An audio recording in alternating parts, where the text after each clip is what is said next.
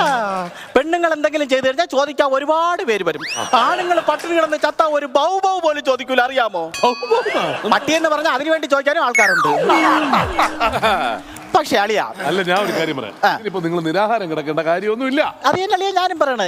എന്റെ അഭിപ്രായത്തിൽ തിരുവനന്തപുരം വേണ്ട, എറണാകുളം വേണ്ട, മൂന്നാറാണ് നല്ലത്.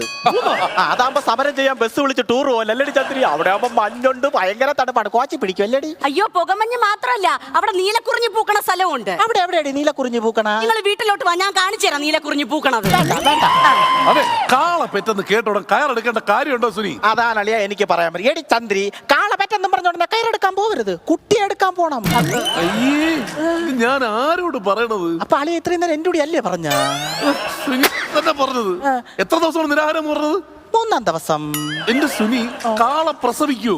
അളിയൻ പറഞ്ഞ് കാള പറ്റുമെന്ന് പറഞ്ഞ് കയറെടുക്കാൻ പോണോന്ന്.